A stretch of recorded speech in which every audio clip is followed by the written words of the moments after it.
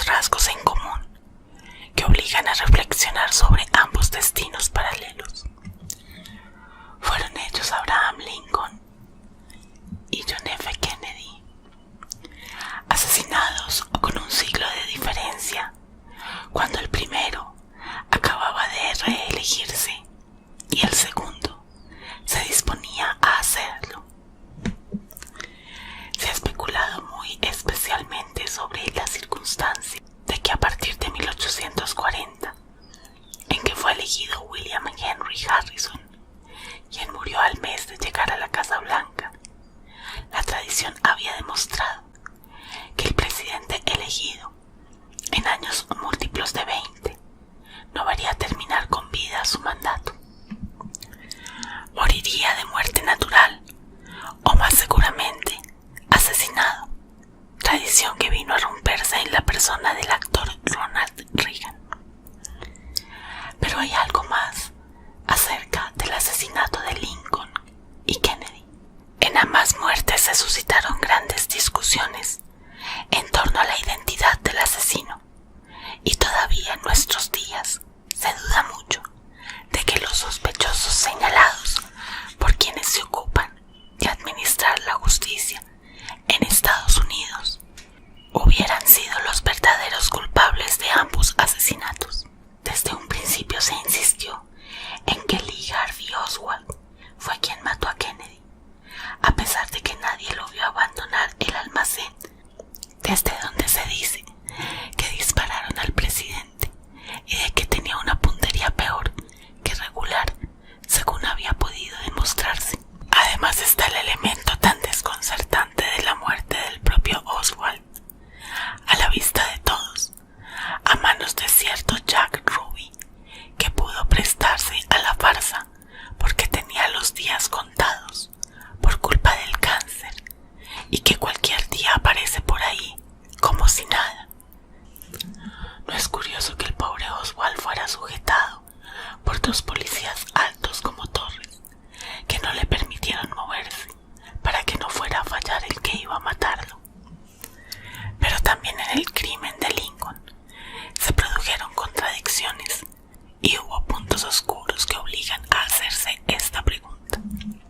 ¿Fue el actor John Wilkes Booth el verdadero asesino, o hubo interés en culparlo del crimen mientras se dejaba en libertad con toda intención al culpable?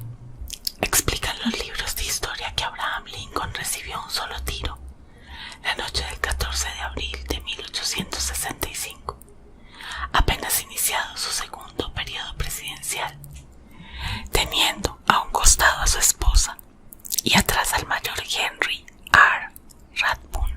No pudo terminar de ver la obra que presentaban en el Teatro Ford, titulada Our American Cousin, ni tampoco ninguno de los espectadores. Sufrió una prolongada agonía y fue a morir a las 7:07 de la mañana siguiente, que era sábado. Nadie vio al asesino en el momento de disparar el arma sobre el presidente. Se dijo que Rathbone intentó apresar al asesino y que éste lo amenazó con una navaja. ¿No es curioso que Lincoln muriera de un tiro y no de una puñalada, arma esgrimida por el supuesto asesino más silenciosa, y que saltó desde el palco hasta el escenario, 3 metros más abajo, con tan poco tino que se quebró la tibia? Alguien del público gritó que aquel hombre era el actor John Wilkes Booth. Debía ser un hombre muy perspicaz, porque los demás espectadores permanecieron desconcertados. Entonces, como si fuera un Superman cualquiera, el hombre que se había roto la pierna salió corriendo y huyó montado en un caballo, y fue a detenerse en otro estado, el de Maryland, en casa del doctor Samuel A. Mott, para que le entablillase la pierna. No hay duda de que los hombres de antes aguantaban mucho más que los de hoy. Cuando se supo que el médico había cumplido con el juramento hipocrático, las autoridades lo metieron en la cárcel y le fue bastante mal.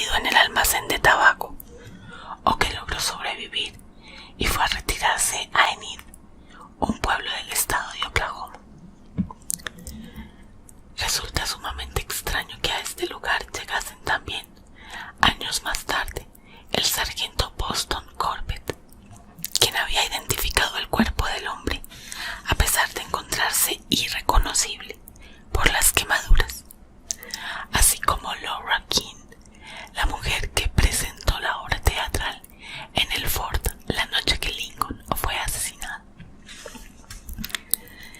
Nadie tuvo en realidad ocasión de ver qué sucedió en el palco, porque los espectadores estaban pendientes de la obra, que debía ser muy divertida. Cuando sonó el disparo, desvió la mirada al público entero, y lo mismo hicieron los actores. Hacia el palco, y pudieron ver a un individuo que saltaba torpemente al escenario, como si huyera, aterrado de algo o de alguien. En lugar de lanzar un gemido de dolor al caer, se dice que el sujeto miró al respetable público y pronunció 3 palabras en latín, tal vez para lucirse: sic semper tyrannos.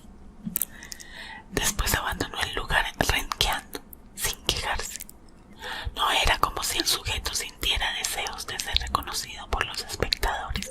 Se dio prisa en abandonar el teatro porque acababa de matar al presidente, o porque nada malo había hecho, y se daba vuelo para no ser atrapado y acusado por el crimen que acababa de presenciar y al cual era ajeno.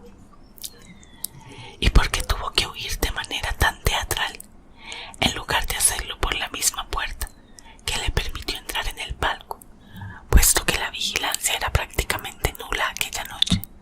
Bastó que alguien pronunciara el nombre del actor, poco conocido porque era francamente pésimo, para que los demás espectadores lo dieran por bueno, y solo los más cultos supieron comprender las 3 palabras en latín, que conservarían cuidadosamente en la memoria para enriquecer más tarde los diccionarios de frases célebres. Pero todos cayeron en la cuenta, al instante, de que aquel sujeto tenía un cuchillo en la mano, no una pistola. No era extraño que después de disparar el arma, no se hubiera servido de ella para herir a Rathbone y abandonar con toda facilidad el palco y el teatro. Se hubiera evitado la molestia de quebrarse la pierna, si acaso sucedió tal cosa, y de ser reconocido. Y no es extraño que el teatro no estuviese vigilado como sucede cada vez que llega un presidente a un lugar público. Días antes, un empleado de la Secretaría de la Guerra, de nombre Louis Weisman, había declarado ante sus compañeros de la oficina lo que sigue. Había llegado a sus oídos cierta noticia confusa sobre el inminente asesinato de Lincoln. La noticia llegó a oídos del secretario Edwin M. Stanton, quien no se molestó en iniciar una investigación para saber cuánto podía haber de cierto en el rumor. Y la noche del 14 de abril tuvo el mayor interés en mantener alejado del teatro al general Ulysses S. Grant, quien no tardaría en convertirse en presidente de 1868 a 1876. Y cuando Lincoln le pidió una escolta, la respuesta de Stanton fue tajante: el teatro estaba muy cerca de la Casa Blanca. El señor podía ir caminando, si tanto interés tenía en ver la función. Así que el presidente acudió a su cita con la muerte completamente desesperada.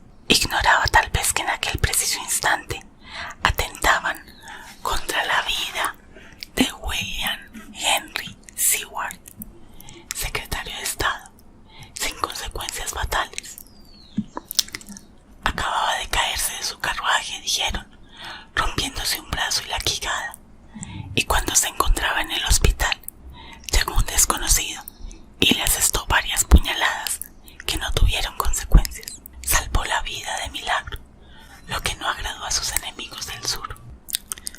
Lincoln murió sin haber recobrado el conocimiento. No pudo explicar nada, lógicamente, acerca de lo sucedido, ni se logró identificar a su agresor. Mucho tiempo después, el secretario de la guerra mencionaría finalmente el nombre de John Wilkes Booth y lo acusaría de ser el asesino del presidente. Y se organizó también una partida de soldados de caballería que, como sucede en los buenos westerns, galoparon en pos de los malvados. En el almacén de hojas de tabaco llegó a su fin la historia oficialmente. Se echó tierra de inmediato a ciertos aspectos del crimen. El militar que acompañaba a Lincoln en el palco del teatro fue enviado a otro lugar distante y le ordenaron no decir nada de lo que había presenciado, en especial a la prensa. Pero pese a la cortina de silencio que se dejó caer sobre el asesinato del presidente Lincoln, como no fuera a hacer de él un mártir de la democracia y de la lucha contra la esclavitud, han persistido las dudas en cuanto a las circunstancias del crimen y a la identidad de su asesino, así como a las razones que condujeron a su muerte. Igual que sucedería casi un siglo más tarde con el presidente